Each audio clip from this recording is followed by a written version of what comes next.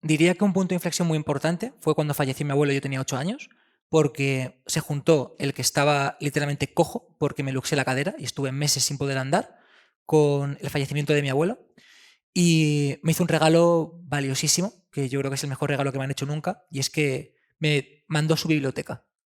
Entonces yo estaba en cama, a lo mejor estuve como 4 meses en cama o algo así, y cuando él falleció me mandó a casa su biblioteca. Entonces eso me convirtió en un gran lector y eso me hizo evolucionar mucho como persona, aún teniendo 8 años, porque empecé a leer libros que un niño de 8 años pues normalmente no hubiera leído.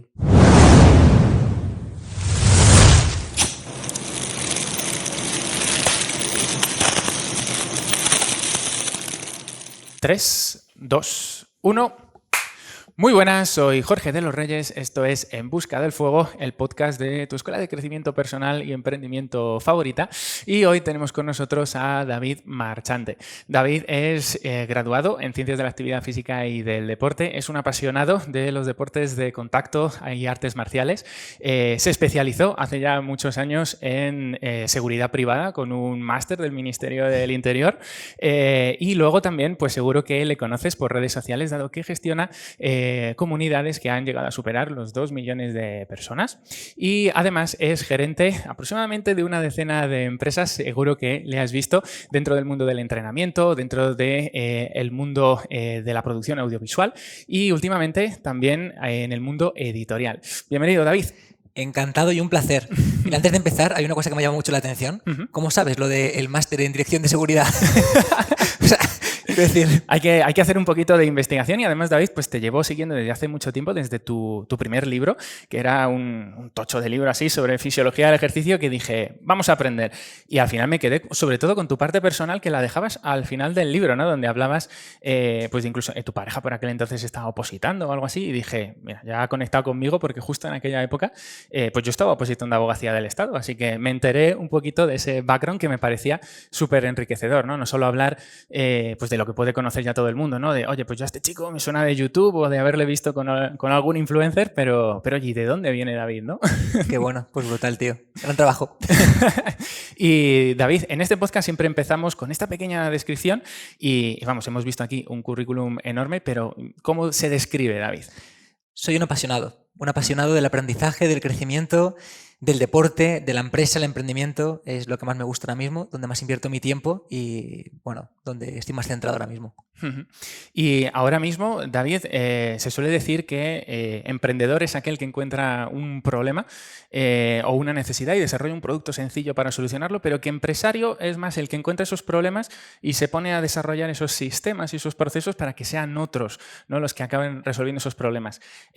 Siendo gestor de una decena de empresas, ¿qué problemas estás viendo o qué necesidades estáis cubriendo ahora mismo? Vale, yo creo que cuando hablamos de tantas empresas, ¿no? Puede parecer que estamos haciendo como cosas muy dispersas, pero está bastante lejos de la realidad. Voy a contarte un poquito cómo empezó todo y cómo se han ido construyendo estas empresas y cómo ha ido sucediendo. Bueno, empezamos en YouTube en 2013, más o menos, y empezamos a compartir información sobre ejercicio, fitness, entrenamiento, y a partir de ahí, pues bueno, conozco a muchas personas que son muy increíbles, empiezo a aprender y empezamos a diversificar. Básicamente hemos diversificado por dos vías. Una, por oportunidad y otra por necesidad. Es decir, muchas veces por necesidad nos damos cuenta de que, pues, por ejemplo, nos hacía falta empezar a producir vídeo, a grabar, tal y cual, pues al final primero contratábamos a gente que nos hacía esos vídeos, finalmente formamos un equipo que hacía esos vídeos y finalmente montamos una empresa para pues, hacer vídeo o anuncios a otras empresas, ¿no? Entonces empezamos en el sector del fitness, pero empezamos pues, poco a poco a diversificar al sector inmobiliario, montamos nuestra constructora, al sector formación, al sector marketing, a nivel audiovisual, agencia de lanzamientos y pues los últimos proyectos en los que estamos más centrados es a nivel editorial, que es algo que me encanta, y somos una incubadora. Cogemos proyectos que tienen potencial en diferentes sectores y los escalamos. Es al final lo que más hemos hecho en este tiempo. Entonces, realmente, bueno, son muchos proyectos, son muchas empresas, pero realmente forman parte de un conjunto y están hiladas. No es lo típico, por ejemplo, el típico objeto brillante que a veces tenemos, ¿no? Pues hago esto y hago lo otro y al final no sabes qué hacer. No, en este caso ha sido todo muy meditado, somos un grupo empresarial donde todo está engranado. No es en plan, pues hacemos cosas por hacerlas, sino que está todo muy estructurado. Oye, David, y como licenciado o graduado en Ciencias de la Actividad Física y el Deporte, ¿qué es lo que te motivó a emprender? Pues mira, cuando empecé a emprender, realmente no sabía que estaba emprendiendo. Es decir, al final estaba en segundo de carrera y era muy friki. Yo era la típica persona que estaba en clase leyendo ya estudios, digo, este que me cuenta el profesor no me interesa nada, entonces ya estaba en PACME mirando cositas y la gente en clase me preguntaba, oye David, ¿y para este examen de musculación qué hacer, qué no hacer? Y dije, joder, creo que tengo algo bueno que aportar, llevo mucho tiempo formándome, estudiando, investigando, yendo a formaciones, ¿por qué no lo comparto? ¿Por qué no lo cuento? Y entonces, bueno, pues decido que puede ser una buena idea abrir un canal en YouTube y compartir lo que sabía. Entonces, bueno, todo empezó desde ahí, básicamente.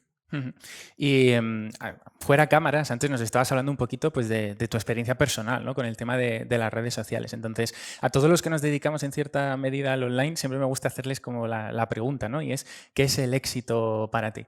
Después de todo lo que has vivido, todo lo que has pasado, que has pasado también por cuenta ajena, entiendo, ¿no? Cuando uno está en la carrera, has montado un montón de proyectos y a día de hoy, ¿qué te motiva?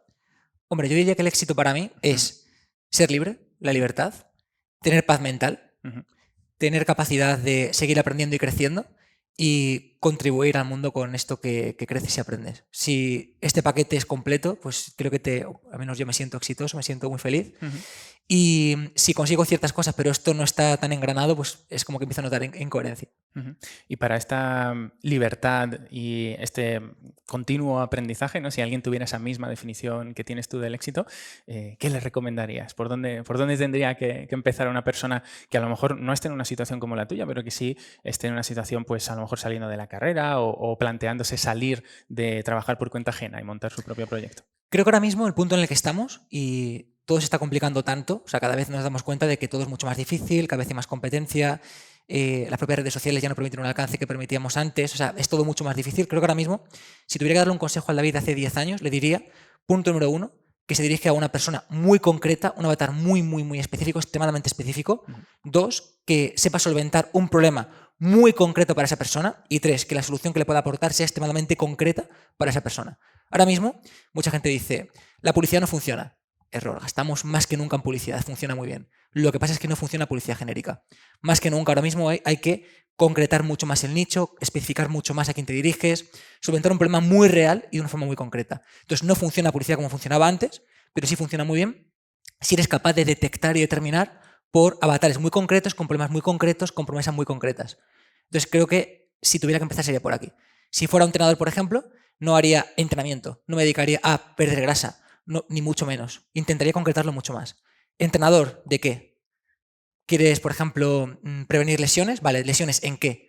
¿En atletismo? Vale, ¿en qué? ¿En jabalina? Vale, ¿en qué? ¿En hombres o mujeres? En mujeres. ¿En Madrid? O sea, hay que concretar mucho más. Y creo que es la única forma de empezar ahora mismo y hacer las cosas bien. Ahora hay tanta oferta, hay tanta gente haciendo lo mismo, que solamente el que es capaz de o ser primero en una categoría o crear una categoría tiene oportunidad. Entonces, no intentaría competir en un océano rojo con todo el mundo, sino que le diría es, crea un espacio nuevo. Es decir, seguramente ya hay entrenadores, seguramente están centrados en pérdida de grasa, seguramente están en suelo pélvico, pero a lo mejor no están en suelo pélvico en mujeres de más de 35 años embarazadas que les gusta la fuerza, pues ahí es donde tienes que entrar. Porque hay opción de abrir una categoría nueva, de abrir un espacio nuevo, pero es muy complicado, como está ahora mismo todo, competir con gente que ya está haciendo las cosas bien. ¿Cómo ve David el emprendimiento en España? Creo que hay grandes oportunidades y creo que hay grandes emprendedores. Creo que, o sea, por ejemplo, ahora mismo venimos de un evento donde estaban yo qué sé, gente número 1 a nivel de emprendimiento y dices, ostras, da esperanza, ¿no? En el sentido de que hay mucha gente haciendo cosas muy bien, pero sí que es verdad que desde un punto de vista de como país, pues tampoco, o sea, es difícil. Es difícil porque no hay una gran oportunidad, porque hay mucha asfixia a nivel fiscal, es complicado. Pero sí te diría que hay una gran oportunidad. De hecho, creo honestamente que momentos como el 2020, 2022, 2023, 2024, donde se agudiza que se va a poner todo más complicado, es donde más oportunidad se percibe. En 2020 lo vimos. En 2020, cuando todo empezó, lo primero que pensé es, ostras, seguramente no tengamos una oportunidad tan buena nunca. Y yo a mi entorno se lo dije. Le dije, joder, es que realmente es una gran oportunidad. La gente va a estar en su casa, la gente va a tener una atención que antes no tenía, la gente tiene dinero que puede gastar, tiene un problema que tiene que solventar, que está en casa aislada, hay una gran oportunidad. Y poca gente fue la que vio que era una gran oportunidad. Ahora a posteriori decimos, 2020, qué bueno era, joder, los webinars en 2020 y el mundo digital y Zoom y cómo creció todo. Ya, pero los que saben ver del problema una gran solución son los que pueden aprovecharlo. Entonces creo que 2023-2024 va a ser un gran momento de oportunidad para los que estén avispados para verlo. David, y si alguien te preguntara a qué os dedicáis exactamente en este holding de Power Explosive, ¿qué le dirías? Bueno, te podría decir en lo que estoy centrado yo ahora mismo más importantemente, que es por un lado la parte editorial, que me flipa. Al final lo que buscamos es, bueno, la parte editorial empieza ya hace bastante tiempo, por poner un poquito en contexto, y bueno, nosotros estamos muy especializados en la venta de formación, y sobre todo de alto valor, formaciones muy transformacionales, ticket medios altos, y ya por el 2019 nos damos cuenta de que todo estaba cambiando, evidentemente. Los que venimos a hacer lanzamientos desde el año 2016 prácticamente, pues podemos observar que año a año cada vez ha sido más complicado. Ya por el 2019 nos dimos cuenta de que todo se iba a complicar mucho más. Es decir, Instagram ya estaba empezando a bajar el alcance, los costes publicitarios se empezaba a intuir todo esto.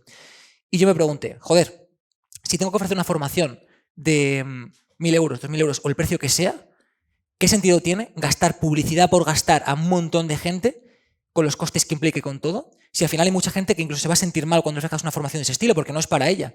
¿Quién puede comprar una formación de ese estilo? Y dije, hostia, lo que sí que tengo claro es que si yo tengo un producto de 100 euros, hay mucha de mi audiencia que no lo va a comprar. Pero tengo claro otra cosa, y es que si yo saco un libro, la gente que me quiere, que me aprecia, que me viene siguiendo y que está dispuesta a invertir más, lo va a comprar. Y dije, joder, ¿y si está ahí la gente que realmente le interesa esto? Entonces, en 2019 empezamos a trabajar pues toda la parte de montar las oficinas en Gran Canaria, empezar con el proyecto editorial, a trabajar toda esa parte, con el objetivo de hacer esto para nosotros y más adelante poder ofrecerlo. Y en 2022 nació este proyecto. Entonces, es brutal porque somos muy competitivos en cuanto a lo que sería una gran editorial, es decir, damos porcentajes que nadie da, formamos parte del proceso del autor de una forma en la que nadie lo hace, hacemos todo el proceso y además somos muy buenos utilizando los libros como puerta de entrada para que el autor pues, pueda rentabilizar mucho más su proyecto. Entonces, ahí estoy muy centrado porque me encanta y sobre todo porque me hace aprender mucho. Al final, trabajar con diferentes sectores, diferentes nichos, brutal. Y por otro lado, tenemos una incubadora que realmente es una extensión de la editorial. Lo que pasa es que son proyectos diferentes, donde lo que hacemos básicamente es cogemos proyectos muy buenos. No hace falta, por ejemplo, que la persona tenga comunidad, sino que realmente solvente un problema muy concreto, muy real en la sociedad. Y en lo que somos buenos, que es al final haciéndolos crecer, lo hacemos crecer. Entonces, pues trabajamos, por ejemplo, con proyectos súper chulos, como por ejemplo, pues estamos escalando de una forma brutal un proyecto de suelo pélvico. Es decir, llegamos a mujeres que tienen problemas de suelo pélvico y pues una persona pues, que a lo mejor no hubiera sabido nunca llegar a tanta gente y de una forma tan específica, pues lo hacemos así. Y trabajamos en todos los sectores, sector finanzas, sector inmuebles, sector suelo pélvico, biomecánica, fitness. Entonces, cogemos sectores donde hay mucho potencial y me encargo yo de hacer toda la estrategia, digamos, de crecimiento y como tenemos un equipo grande, lo implementamos. Entonces, es donde estoy ahora mismo. ¿Y cuál es ese perfil súper específico y esa necesidad súper específica que estáis solucionando ahora mismo con esa editorial? ¿De la editorial o en general? O sea, cuando buscamos un proyecto, yo busco siempre tres cosas. Es uno, que realmente solvente un problema real en la sociedad.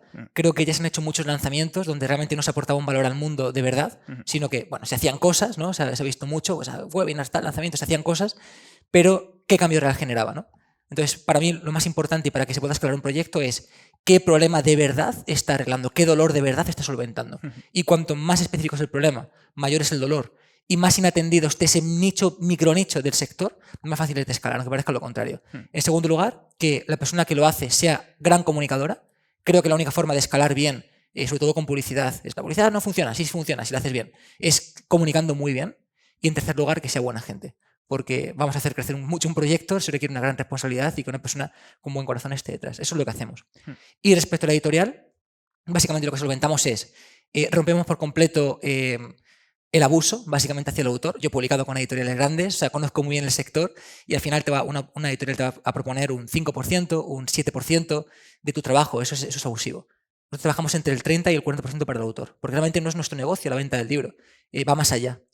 Entonces, eso por un lado. Por otro lado, formar parte, cuando la persona lo necesita, de la estrategia de marketing, de lo que haga falta para que ese libro pueda llegar y sobre todo que acompañemos mucho más al autor en cuanto al proceso de creación del libro, en cuanto a la revisión, diseño, ilustración y sobre todo, algo que para mí es muy importante, es que yo quiero que haya libertad editorial. Es decir, puede que una persona no cuadre con mis valores en el sentido de, bueno, valores no cuadre con mi visión, por ejemplo, de pues, un área, imagínate, la política. No por eso no voy a publicar tu libro. Es decir, si tienes un mensaje bueno que dar y una audiencia que lo tiene que recibir, no soy yo como editorial el que te va a decir, no, pues esto no, o esto sí. Quiero en ese sentido dar esa libertad de, coño, tu mensaje puede ser bueno aunque no esté de acuerdo con él. Y eso, por ejemplo, en grandes editoriales no ocurre. Una editorial, por ejemplo, yo cuando publiqué uno de mis libros, me hicieron cambiar el libro fácilmente 30 veces. O sea, no tenía sentido. Llegó un momento en el que no me siento identificado con ese libro, porque es un mensaje tan vacío, tan llano, tan tan de masa que dices, es que no soy yo el que lo está escribiendo, aunque lo haya escrito yo. Entonces, eso es lo que no quiero. Porque al final tu sensación es rara, no te identificas con ese libro a lo largo del tiempo. David, ¿te suena el nombre de Naval Ravikant? No. ¿No? Bueno, es un autor que dijo una vez que antes de escribir un libro debemos de convertirnos en ese libro. Entonces, te dejo la pregunta de, ¿tú consideras que cualquier persona debería o podría escribir un libro o está reservado para determinado tipo de perfiles? Creo que todo el mundo podría escribir un libro. Creo que todo el mundo debería plantearse escribir un libro, porque todos tenemos algo bueno que aportar, pero no todo el mundo está en el momento de escribirlo y de tenerlo, pero que al final es un proceso, imagínate, ¿todos los emprendedores deberían mentorizar a emprendedores? Pues no, porque una cosa es que tú hayas hecho algo, otra cosa es que hayas entendido muy bien por qué ha funcionado y otra cosa es que sea replicable. No. Entonces, ¿todo el mundo debería escribir un libro ahora mismo? Pues no, pero si tienes ya un proceso y algo que contar, te diría que sí, porque es algo que se va a quedar para siempre y creo que es bueno compartirlo. David, cualquiera que eche un vistazo a tus redes sociales verá algo que llama siempre poderosamente la atención con toda persona que se dedica al emprendimiento o a la empresa, que es el tema de los hábitos, los rituales y demás, ¿no? Y podrá verte en redes sociales leyendo un montón de libros, teniendo una serie, digamos, como de las típicas rutinas estas de emprendimiento. Entonces, pregunta obligada, ¿cuáles son tus rituales cotidianos? ¿Qué hace David en un día? Pues mira, no tengo una rutina mágica de emprendedor para que las cosas salgan bien. Sí que tengo ciertas cosas que para mí son importantes y hago obligatoriamente, como por ejemplo descansar. Durante mucho tiempo pensé que si me quitaba horas de sueño sería más productivo en el día a día. Hoy por hoy entiendo que dormir bien hace que cada día del día a día cuente de verdad. Entonces para mí es una prioridad, descansar bien. Leer, por supuesto, al final es la forma para mí más rápida y más efectiva de captar información. No la mejor en cuanto a aplicación, es decir, creo que es muy buena forma de captar la información, pero te pongo un ejemplo, Jorge. Todo el mundo sabe de marketing, ¿no? Todo el mundo sabe de marketing. Todo el mundo sabe de embudos, todo el mundo sabe de copies, todo el mundo sabe de cómo vender un producto, pero ¿por qué hay poca gente que lleve su emprendimiento a 1 millón de beneficio al año? Pues no te jode, porque una cosa es saber la teoría y otra cosa es después tener la experiencia de saber ajustar cada parte para que funcione. Te pongo un ejemplo concreto. Como digo, ayudamos por ejemplo, un caso en concreto, a una chica a escalar su parte de suelo pélvico. Y puedes pensar, esto funciona 100%, ¿no? Un avatar entre 30 y 40 años, un vídeo de venta, no sé qué, un webinar, no sé cuánto. Hostia, ¿y por qué la gente no compra? ¿Por qué la publicidad no está siendo rentable? Bueno, pues detectamos que, por ejemplo, uno de los frenos que había en la compra era que muchas mujeres a partir de cierta edad no le habían comunicado a su marido que tenían ese problema y por lo tanto no iban a hacer el pago con la tarjeta. Hostia, pues ¿cómo detectas esto? ¿Con un libro? No, te hace falta experiencia, te hace falta haber hecho miles de lanzamientos, haber trabajado con miles de clientes y haber dicho, hostia, esto me pasó una vez con... Entonces, claro, una cosa es la información que captas de los libros, que es brutal y te puede aportar una chispa que es increíble, pues lo leo tanto, pero otra cosa es el día a día, eso tienes que aplicarlo. Y quien es capaz de leer y aplicarlo tiene ese valor. Quien solo lee o quien solamente aplica cosas por aplicar, pues se queda un poco cojo, ¿no? Entonces, para mí, dormir bien, importante. Leer, importantísimo. Estar con gente valiosa y con gente que me aporta. Es un hábito para mí importantísimo también. Gente que ya haya recorrido el camino que estoy recorriendo o que quiero aprender. Es fundamental. Dedico un espacio específicamente a eso. O sea, porque al final es justamente lo que complementa esa parte. Es muy importante. Entrenar. He cometido el error de estar mucho tiempo sin entrenar, de dejar esa parte porque pensaba que iba a ser más productivo y con el tiempo te das cuenta de que es algo que te hace mejor 100%. Ese compromiso, ese microcompromiso contigo diario, esa desconexión mental y como sé que si yo por mi parte, por ejemplo, si depende de mí, no entreno, pero porque antes, por ejemplo, cuando empecé a entrenar, pues los entrenamientos me generaban una sensación de ¡buah! Entrenamiento, progreso, era una cosa increíble, ¿no? Pero claro, eso llega un momento en el que es siempre lo mismo. El emprendimiento, lo malo que tiene, lo bueno que tiene es que es adictivo, es que es aprender cada día, probar cada día, conocer gente cada día, mejorar cada día, eso te genera adicción en cierta parte. Entonces, claro, si depende de mí, le doy mucha más prioridad al emprendimiento porque me encanta que al entrenamiento. Pero como sé que yo soy así, pues he contratado un entrenador. Entonces tengo un entrenador que me dice lo que tengo que hacer, estoy súper agradecido y además le rindo cuentas. Y si no entrena me dice, tú, ¿qué estás haciendo? Dale caña. Entonces, bueno, es ir... A veces no hace falta tener un súper hábito y ser ahí un hombre de hierro y... No, es poner solución a donde crees que fallas. ¿Podría tener el hábito y el pico y pala y el esfuerzo de entrenar obligatoriamente? Sí, podría, pero es una forma más sencilla si tengo a alguien con quien rendir cuentas, me dice qué es lo que tengo que hacer y me despreocupo, por ejemplo. Entonces, como digo, dormir, imprescindible. Leer, imprescindible. Entrenar, imprescindible. Estar con gente que me aporte, imprescindible. Y poco más en realidad. ¿Piensas que esto del mundo de la empresa también, dependiendo, ¿no? Con trabajo y con formación, ¿también podría dedicarse cualquier persona al mundo del emprendimiento? Creo que no. Ujú. Creo que no. Es decir, creo que cualquier persona podría emprender, pero creo que cualquier persona no debería emprender. Es decir, creo que con el tiempo suficiente, con los contactos suficientes, con el esfuerzo suficiente, con el aprendizaje suficiente, puede salir un proyecto. Pero otra cosa es que te compense. Es decir, para meterte en un proyecto emprendedor, montar una empresa, creo que tienes que tener muy claro que eso es lo que te apetece. Y hay personas que priman mucho más la seguridad que, por ejemplo, el crecimiento o, por ejemplo, el riesgo que tienes que asumir. Entonces, es tener muy claro qué es lo que buscas en realidad. ¿Debería todo el mundo emprender? Pues no. O sea, hay personas que se sienten a gusto como están felices, buscan tranquilidad y eso es genial en realidad. Ahora, creo que se puede montar un proyecto y una empresa que funcione si inviertes el tiempo suficiente, si das los pasos adecuados, si conoces a gente adecuada que te pueda ir abriendo camino, sobre todo a nivel mental, para tomar decisiones. Pero creo, y esto a mucha gente no le va a gustar que lo diga, que subestimamos el poder del azar, subestimamos el poder de la suerte. Hay cierto componente que es aleatorio. El que tú hagas algo y se te ponga algo en tu camino, hay cierto componente de aleatoriedad que facilita mucho, dificulta mucho el camino. Entonces, incluso aunque una persona sea brillante, puede no conseguirlo. Pero evidentemente, cuanto más brillante sea, más opciones tienes. Y al igual al revés. Es decir, hay un autor que me gusta mucho, Nassim Nicolás Taleb, que dice, una persona con una suerte brillante, pero siendo un idiota, con el tiempo suficiente demostrará que simplemente es un idiota y estará al mismo punto en el que estaba al principio. Pero una persona que realmente sea perseverante y que realmente se quiera convertir en alguien brillante, con el tiempo suficiente saldrá adelante. A lo mejor no monta un Apple, pero saldrá adelante y le irá bien. Oye, David, y es fácil caer, ¿no? En el mundo del emprendimiento en inercias, ¿no? Has mencionado que te vuelves adicto a la formación, a los cursos, a seguir creando, produciendo. Entonces, ¿tú dirías que has encontrado el equilibrio después de estar tan metido, ¿no? en esta inercia? Diría que no nos encontramos en una inercia, pero sí que he estado en inercias, evidentemente. En esa inercia al final de crear, de meterte en proyectos, claro que he estado, pero creo que es importante estar también para darte cuenta de que no es ahí donde tienes que estar. Entonces, ahora mismo no me encuentro en una inercia, ni mucho menos, pero porque soy muy consciente, ¿no? De qué es lo que quiero, hacia dónde estamos yendo, dónde tengo que poner el foco. ¿Cuál es la pregunta exactamente? Sí, digamos como que si tú consideras que en tu día a día, con todo lo que haces, ¿no? Pues que hay equilibrio, ¿no? En esa Sí, rutina. 100%. Hay personas que a lo mejor pueden decir, pues tampoco querría yo la vida de David, que se ve que está todo el día trabajando, todo el día de viajes, tal.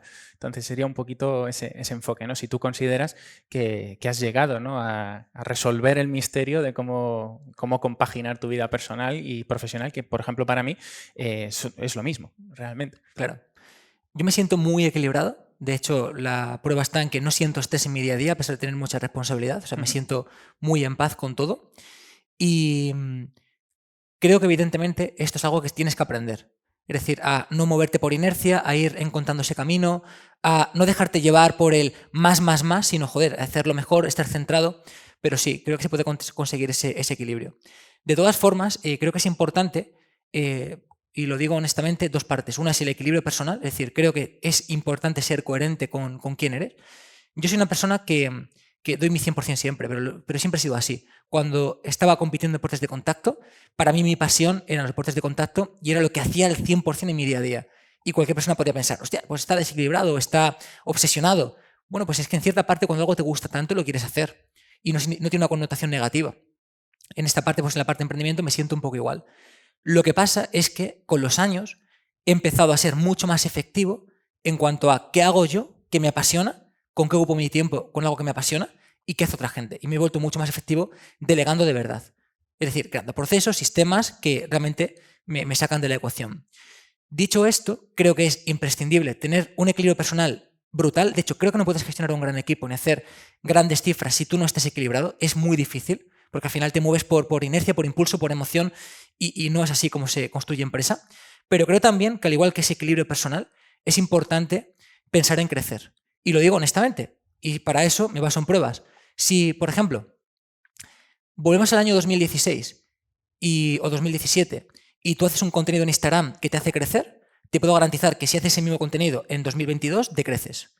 Si tú, por ejemplo, hacías lanzamientos en 2016 y facturabas una burrada y sigues haciendo esos lanzamientos en 2022, decreces. Y a lo mejor no es negativo todavía, pero te puedo garantizar que en 2023, 2024, decreces. Cualquier cosa que estés haciendo ahora mismo, Si tu objetivo no es mejorarla y crecer, te puedo garantizar que tu tiempo en el mercado es limitado. Entonces, hay mucha gente que me dice, pero tío David, por ejemplo, ¿por qué tienes tanto equipo? ¿Por qué te arriesgas tanto? ¿Por qué contratas a tanta gente? David, podrías olvidarte de todo esto y tener unos beneficios con los que retirarte este año. Y te digo, cierto, pero hay que pensar, ¿qué quiero? ¿Tener este año unos beneficios con los que me podría retirar literalmente y que el año que viene sea la mitad y el siguiente la mitad y el siguiente la mitad y 4 años más tarde tenga que retirarme de verdad porque me empuja el mercado a hacerlo? ¿O invertir en potencial? Invertir en potencial de mantenerte y seguir creciendo o mantenerte por lo menos sin que te empujen a salir. Entonces yo lo veo así. Creo que ahora mismo estamos en un punto en el que solamente la gente brillante y que haga las cosas bien de verdad, que cada sistema esté muy bien hecho, va a poder continuar en este sector. Y la prueba, por si la quieren sentir en sus carnes, son las redes sociales. Tú valoras si estás creciendo, tú valoras si no estás creciendo y valoras si no lo estás haciendo si hacías lo mismo que el año pasado. Y esto va a seguir así. Entonces, cuando mucha gente me pregunta sobre esto, ¿por qué quieres seguir creciendo? No es que quiera seguir creciendo, no tengo una necesidad y una obsesión por lo económico. ¿Qué va? Si esa parte ya para mí es la de menos. Si es que estoy súper feliz con todo lo que hemos hecho y pues, yo soy una persona súper tranquila en ese sentido. Es que entiendo muy bien que si no inviertes en potencial de crecimiento, a lo mejor no el año que viene, pero si el siguiente estás fuera. Entonces, esto también está muy vinculado, ¿no? Hay muchas personas, por ejemplo, que se obsesionan con la facturación y muchas otras que se obsesionan con los beneficios. Más beneficio. Pues a veces hay que guardar un equilibrio, ¿no? A veces un más beneficio hoy es menos potencial futuro. A mí me gusta comprar potencial. Qué bueno. Has hablado de redes sociales y que lo que funcionaba hace unos años ya no funciona. ¿Qué opinión tienes de las redes sociales hoy, ¿no? En 2022, ya casi 2023? ¿Qué opinión tienes no solo como herramienta, sino también de cómo nos afecta como sociedad y a nivel psicológico? Y con esto quiero ir un pasito más allá, ¿no? De cómo nos afecta el pasar tanto tiempo, ¿no? Expuestos a tantísima información. Bueno, pues al final están hechas para que seas adicto a ellas. Es dopamina barata, al final son likes, son visitas y hay un condicionamiento brutal. Es decir, en cierta parte, si no eres consciente de ello, puedes llegar a cambiar tu forma de ser por las redes sociales. Porque tú puedes hacer un contenido que no funcione, hacer otro que sí lo haga, que tengas un feedback positivo brutal por ello y que empieces a condicionarte hacia allá. Entonces está hecho para eso, básicamente. Como herramienta es muy interesante, es decir, como herramienta a nivel de empresa, de negocio, es brutal. Sí que es verdad que con los años nos hemos dado cuenta que al final pues, han ido quitando alcance, han ido profesionalizándose en cierta parte y me parece peligroso incluso, por ejemplo, dedicarte únicamente a que tu fuente de ingreso venga de redes sociales. Yo he sido consciente hace muchísimo tiempo y de hecho yo podría no tenerlas para poder funcionar. Pero me parecía peligrosa en mi situación anterior, por ejemplo, hace años, cuando todo lo que hacíamos dependía de ello. Porque, vuelvo a lo mismo, si hace 4 años tienes un alcance de 100 porque le interesaba que tuviese ese alcance y hoy lo tienes de 20, ostras, ¿qué pasa con ese potencial si no has construido otras cosas, ¿no? Entonces creo que las redes sociales son importantísimas, creo que tienes que estar, al igual que en cualquier nueva tendencia que salga para ver cómo tú tiras esa tendencia, pero creo que hay que construir empresa. Es decir, para mí es una diferencia importante entre ser influencer y ser empresario. Es decir, si eres influencer, sí, te puede ir muy bien, puedes tener productos digitales, facturar un dinerito, y te puede ir espectacular. Pero claro, eres totalmente dependiente a lo que decida un algoritmo, a lo que decida al final una red social. Entonces creo que como herramienta, como canal es perfecto, pero hay que hacer multicanal al final y trabajar todas las formas de ingresos que puedan hacerte estar consolidado. David, te voy a plantear un escenario que yo lo he descubierto hace poco, no sé en qué medida esto estará contrastado, pero cuanto menos me resultó curioso, ¿no? Se suele decir que somos lo que hacemos, ¿no? Nuestros actos. Y hace poco leí un estudio relacionado con la psicología positiva que decía que nuestra felicidad depende en un 50% de la parte genética, un 10% de las circunstancias y un 40% de nuestras acciones. Entonces, te quería preguntar por 4 acontecimientos en tu vida que tú consideres que han sido trascendentales porque te hayan marcado un antes y un después. Los consideres buenos o malos y en cualquier orden cronológico. Esos momentos en tu vida, esos actos que han hecho que hoy David sea David. Pues diría que un punto de inflexión muy importante fue cuando falleció mi abuelo, yo tenía 8 años, porque se juntó el que estaba literalmente cojo porque me luxé la cadera y estuve meses sin poder andar con el fallecimiento de mi abuelo y me hizo un regalo valiosísimo, que yo creo que es el mejor regalo que me han hecho nunca, y es que me mandó su biblioteca. Entonces yo estaba en cama, a lo mejor estuve como 4 meses en cama o algo así, y cuando él falleció me mandó a casa su biblioteca. Entonces eso me convirtió en un gran lector y eso me hizo evolucionar mucho como persona, aún teniendo 8 años, porque empecé a leer libros que un niño de 8 años pues normalmente no hubiera leído. Libros de una persona adulta, de mi abuelo, vaya. Entonces eso fue un gran punto de inflexión. Ahí fue donde empecé quizá a tener un clic más introspectivo, más de que había muchas más cosas, y eso que era muy joven. Seguramente otro punto de inflexión fue trabajar como voluntario durante muchos años con personas con discapacidad intelectual. De hecho, justamente en el sitio en el que estamos ahora mismo, os lo he dicho nada más llegar, qué recuerdos me trae este sitio, porque justamente trabajaba aquí al lado, en una fundación. Bueno, era voluntario en una fundación que estaba aquí. Y eso me ayudó mucho a tener mucha perspectiva, en el sentido de, joder, esta gente está jodida realmente, estas personas tienen dificultades muy grandes en su día a día, en todos los sentidos, a nivel comunicativo, a nivel de todo tipo, ¿no? De hacer planes sociales, que en algunos sitios incluso no les incluyan, joder, y aún así están felices, ¿no? Y aún así son felices con tan poco. Yo voy, les hago correr un poco, les pongo una pelota, les enseño, les hago que sean más amigos y joder, ¿no? Eso fue como un clic de, ¿y si no hace falta tanto en realidad?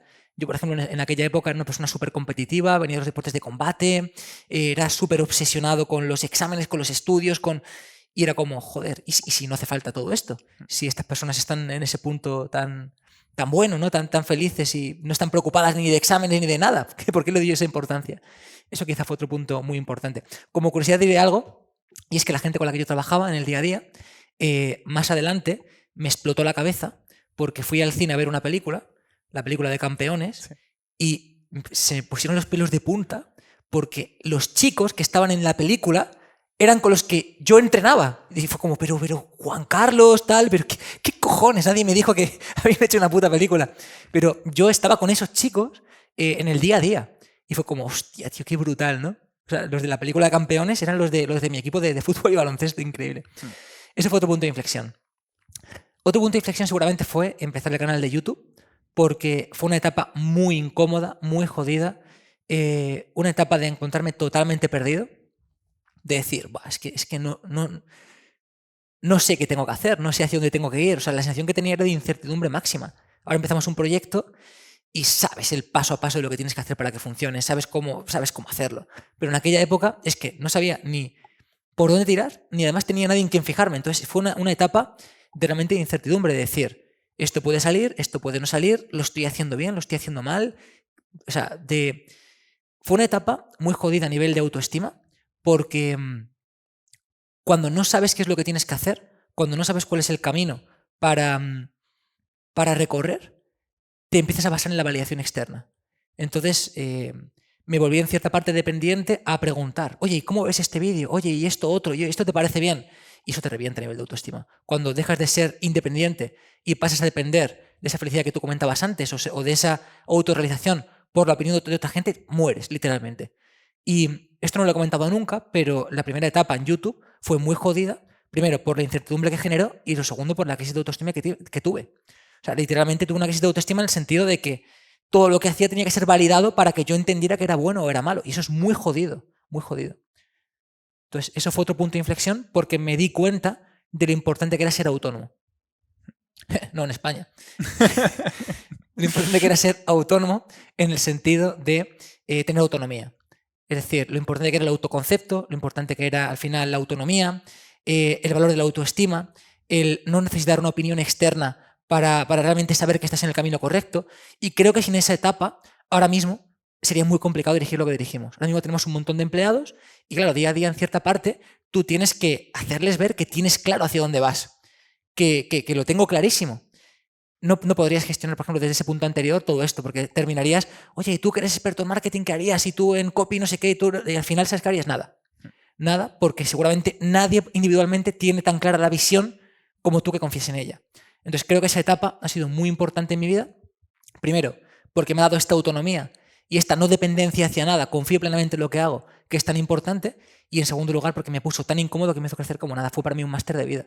O sea, fue lo que me hizo exponerme, lo que me enseñó a comunicar, lo que me enseñó a hacer networking, a conocer a gente increíble, a empezar los primeros proyectos, a testarlos, a probarlos. Fue una etapa brutal. Y bueno, en este proceso pues han pasado más cosas, ¿no? Desde publicar libros, desde abrir un centro de entrenamiento, pero diría que lo más importante ha sido eso, básicamente. David, desde esta independencia, ¿no has comentado el tema de la importancia del autoconcepto, de la autoestima? ¿Cómo llevas tú todo este asunto, ¿no? Del tema de la viralidad, de la expectativa? Muchas veces se genera la gente, ¿no? Del hate en relación con esa frase, ¿no? que se suele acuñar de ensalzamos a nuestros héroes el tiempo suficiente como para verlos caer, ¿no? ¿Cómo has lidiado tú con esta parte, ¿no? del éxito de muchísimas personas proyectando pues eso, ¿no? Sus aspiraciones, otros sus carencias, ¿no? ¿Cómo lidias tú con ello en el día a día? Si es que sigues a día de hoy lidiando con ello, ¿o es un tema resuelto? No, o sea, al principio me afectaba muchísimo, o sea, fue muy difícil aprender esa gestión, sobre todo que al principio no lo entendía. Quiero decir, cuando yo empecé con todo esto, no había nadie en quien fijarme. Entonces era muy complicado porque mi sensación era, joder, estoy esforzándome un montón en que esto salga, estoy aportando un montón de información. No había todavía ningún tipo de entramado económico, ni siquiera me era rentable para mí, era puro altruismo, sobre todo al principio. Y era como, no puedo entender por qué alguien me está atacando de esta forma. Quiero decir, no gano nada como para que alguien me esté atacando. Era una situación de incomprensión. Después, con el tiempo, te das cuenta, cuando pasa el tiempo suficiente, de que todos tenemos muchos haters. Lo que pasa es que a veces no nos ha ido lo suficientemente bien como para que todavía se expresen. Pero si dejas el tiempo suficiente, ya se van a expresar. Entonces, ahora la pregunta que me hago es, por ejemplo, hace relativamente poco tuvimos un conflicto en YouTube, nos hicieron un vídeo por una formación que tenemos de lectura, tal y cual, y yo sabía que eso iba a llegar. Es decir, cuando estás escalando un proyecto a cifras monstruosas, como fue el caso, y estás apareciendo en publicidad todo el rato, como fue el caso, yo la pregunta que me hice en ese sentido fue, punto número 1, ¿qué probabilidad real hay de que alguien se enfade, me haga un vídeo y se ponga en contra? Y dije, máxima. Quiero decir, si seguimos escalando, tanto la inversión como la ganancia es máxima. Es decir, va a ocurrir y va a ocurrir simplemente dejando el tiempo suficiente. Es decir, hasta donde me dejen escalarlo, va a ocurrir. Entonces, ¿qué probabilidad va a haber del 100%? La segunda pregunta es, ¿qué probabilidad hay de que eso me destruya? Y dije, pues hombre, basado en mis antecedentes, basado en toda la gente a la que le han hecho algo parecido, diría que ninguna. Es decir, ya me han criticado más fuerte que en el sector del fitness, que me han hecho vídeos, que no sé qué, que me han acusado de todo, y aquí sigo, cada año mejor, pues te diría que basado en la experiencia, ninguna. Y me hago la tercera pregunta, y es, ¿y cuánto puedo ganar si tiro para adelante? Y digo, vamos a por ello.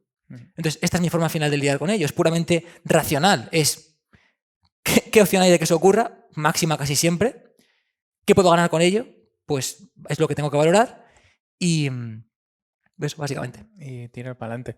David, creo que puede ser súper interesante, ¿no? Esta parte, digamos, como de hablar, ¿no? Del tema de las ambiciones dentro del mundo del emprendimiento. Entonces, aquí en el podcast suelo hacer una pregunta un poco curiosa y que va un poquito de esto, ¿no? De qué deseamos y nuestras ambiciones. Y dice algo así, ¿no? Tú imagínate, David, que te encontraras la lámpara de Aladino, con todo permitido y sin ninguna consecuencia negativa. ¿Qué 3 deseos pedirías ahora mismo para ti, para David? No para el mundo ni sus empresas, sino para David. ¿Qué 3 deseos pediría? Pues la verdad que no me lo he preguntado nunca.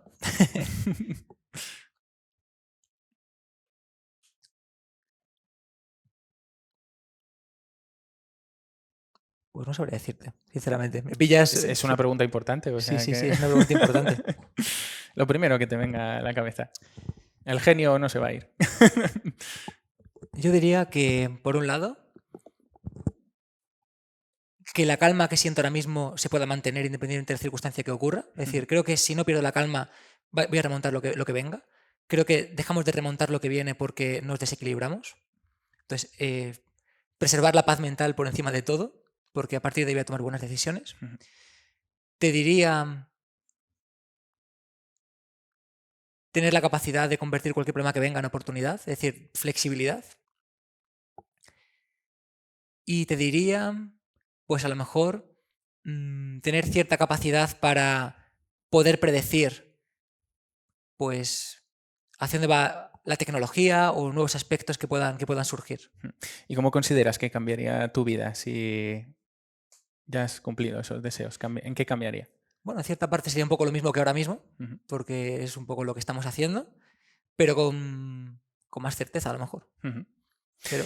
Oye, David, otra pregunta también habitual y también muy interesante. ¿Qué 3 mentores o 3 personas te han influenciado especialmente y qué 3 libros también te han marcado un antes y un después que consideres también pues, que pueden ser de interés para las personas que nos estén viendo y escuchando? Pues mira, te diría que los 3 grandes mentores que para mí han sido más importantes y son a día de hoy, por un lado, Pablo Motos para mí fue una persona decisiva en mi vida. Le tengo un cariño enorme, una admiración gigante. Es muy buena persona, es un grandísimo empresario. Me dio una visión que creo que si no me la hubiera dado él, a lo mejor no lo hubiera conseguido nunca, hubiera tardado mucho en tener. Y es algo que le agradeceré siempre, porque sin ser un mentor como tal, porque él nunca cogió ese papel, me enseñó más que nadie, eso 100%. En segundo lugar, la segunda persona que para mí es una referencia y que me enseña a día de hoy, día a día, es Andrés de HSN. HSN es una empresa de suplementación y nos conocimos en el año 2013.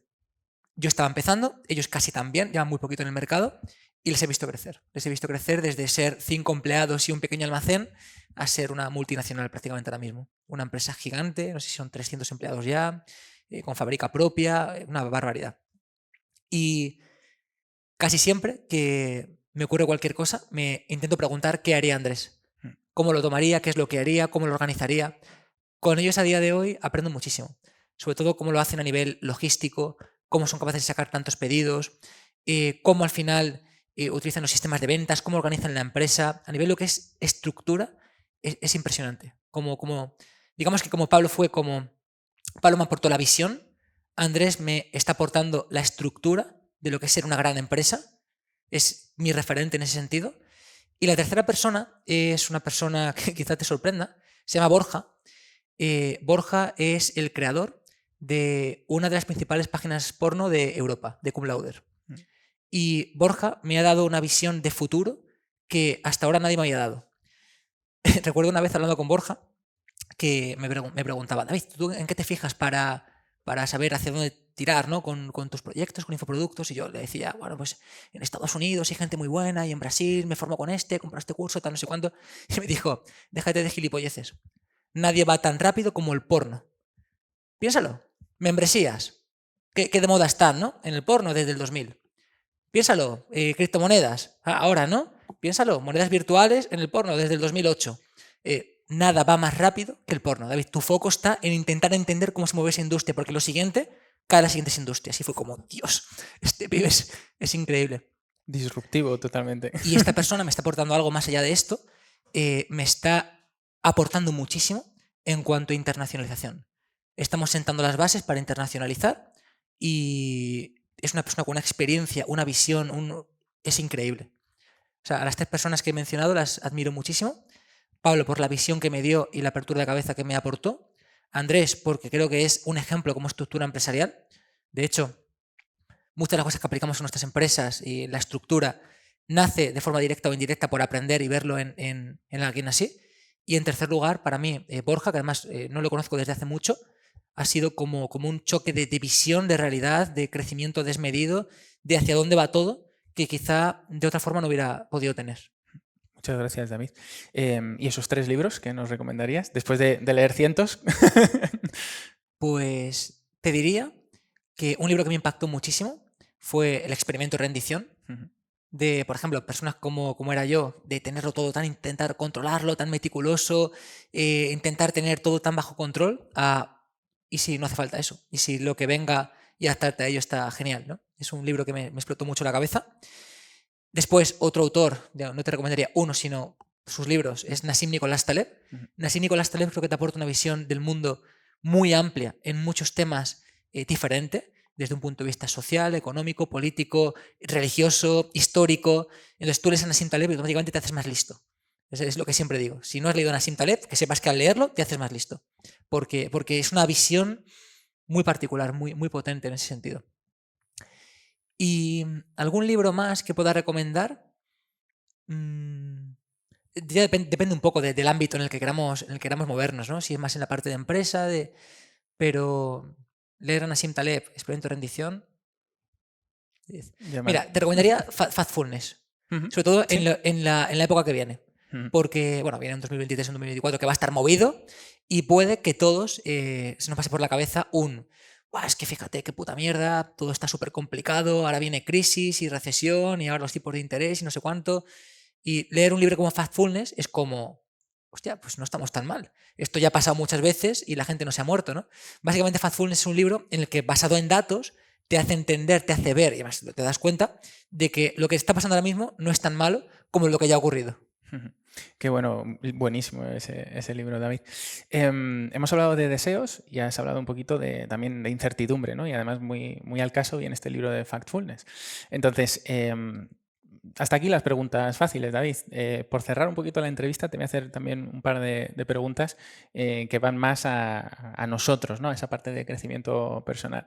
Y una de ellas, que a mí me gusta especialmente, es después de hablar de aquello que deseamos, es hablar de aquello que nos da miedo, ¿no? Entonces, en un ejercicio imaginativo, imagínate que existiera con esa tecnología, ¿no? Has descubierto la máquina que te va a quitar todos los miedos que tú tengas. ¿Qué 3 miedos le dirías que te quitara?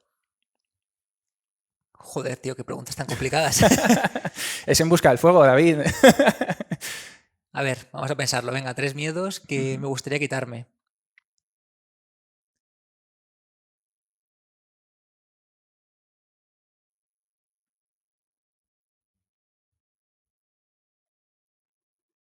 Lo primero que te venga a la cabeza.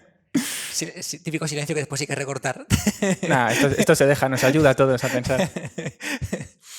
A ver, 3 miedos que me puedan surgir.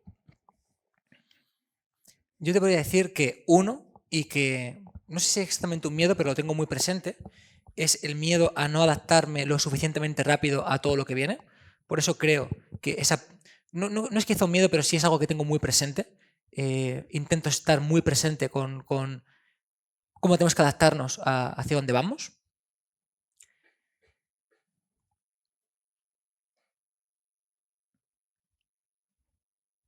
Te diría, en cierta parte, que me podría dar miedo si me llegara a dejar de apasionar lo que hago, porque podría dejarlo todo. De hecho, este año estuve a punto de dejar mis redes sociales, te lo comentaba antes en privado. Entonces, eso es algo que me puede asustar, en el sentido de que tengo mucha responsabilidad. Gente de mi familia trabajando conmigo, mucha gente que confía en el proyecto. Entonces, por eso estoy siempre tan en busca del fuego, de hacer lo que me quema por dentro, de moverme hacia el sitio que realmente me apasiona, intentar quitarme de encima lo que no, porque eso es lo que mantiene vivo todo. Y te diría que me pudiera dar mucho miedo que le pasara, por ejemplo, algo a mis padres. Tanto por la parte personal, evidentemente, como también porque actualmente son una parte imprescindible del proyecto. O sea, lo que estamos haciendo, en cierta parte, se lo digo a mis padres, 100%. Primero, porque fueron un punto de apoyo brutal al principio, y en segundo lugar, porque a día de hoy lo siguen siendo. Mi madre es psicóloga y lleva pues toda la parte de recursos humanos en la empresa, muy importante, y la parte editorial. Y mi padre es quien lleva sobre todo la parte de estructura empresarial, la parte financiera, de inversión.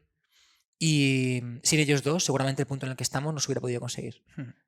Entonces, me hace pensar también en cómo vamos poniendo solución a esa quizá dependencia. ¿Qué tal es trabajar con la familia, David? Pues en un principio complicado, ahora muy bien. En un principio complicado porque mi padre es una persona muy autoritaria, es una persona muy exigente y en un principio, digamos que no entendimos cuáles eran nuestros roles dentro del proyecto. Entonces, claro, no puedes tener un rol de padre dentro de una sociedad que al final es mi proyecto. Entonces era como difícil determinar qué era de padre, qué era de empresa, ¿no? Entonces, pues, por ejemplo, es muy fácil que cuando eso ocurra tienes que tomar una decisión y salga pues eso no, porque no sé qué, no sé cuánto, porque así no funcionan las cosas, de padre, no racionalmente de empresa, ¿no? Pero te diría que ahora mismo esa parte está muy bien solventada y está muy bien atada y justamente los pilares más importantes de mis proyectos son mi familia. Por un lado, mi madre, que lleva más la parte de recursos humanos, la parte editorial, mi padre, que lleva más la parte financiera, y mi primo realmente, que es la parte más ejecutora, que es casi el CEO de todo lo que hacemos. Digamos que en Gran Canaria tenemos un equipo muy grande ellos se encargan de que todo fluya allí y mi primo es básicamente el contacto entre la península con ellos para la ejecución. Entonces, fíjate, es un punto muy importante. Qué bueno, David. Energía femenina, receptor, cuidador; energía masculina, crecimiento. O sea, tiene todo el sentido del mundo. Qué bueno, y también muchísimas gracias por compartirlo. Sería muy fácil preguntarte si todos tenemos algo que compartir con el mundo o que quisieras compartir con la audiencia, así que te lo voy a revestir de este lenguaje metafórico que usamos en el podcast y te voy a proponer otro ejercicio de imaginación, ¿no? Imagínate que te nombran maestro espiritual de todo el planeta. Te visten de blanco, te sacan a un balcón y dices: hijos míos, ¿qué? ¿Están esperando tu mensaje? ¿Qué les dices? Pues que hagan las cosas con amor. Uh-huh.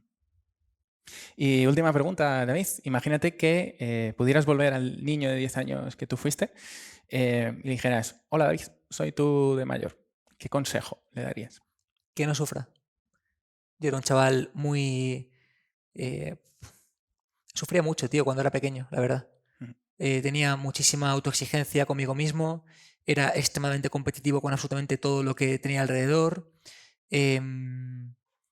Vivía preocupado, en realidad. Es curioso, ¿no? O sea, como una persona con 7 años o 10 años vivía preocupada en su día a día. Pues yo era lo que sentía, básicamente.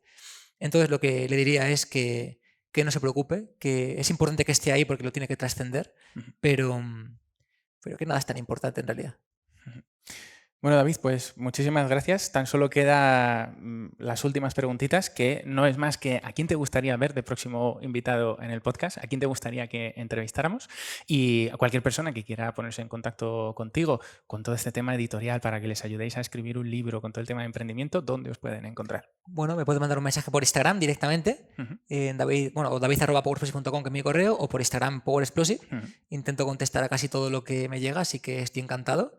Y nada, y podemos charlar de su proyecto, de lo que haga falta, y si puedo ayudar, pues será un placer. Fantástico. ¿Y a quién invitamos, David? ¿Cuál es tu invitación lanzada al universo digital?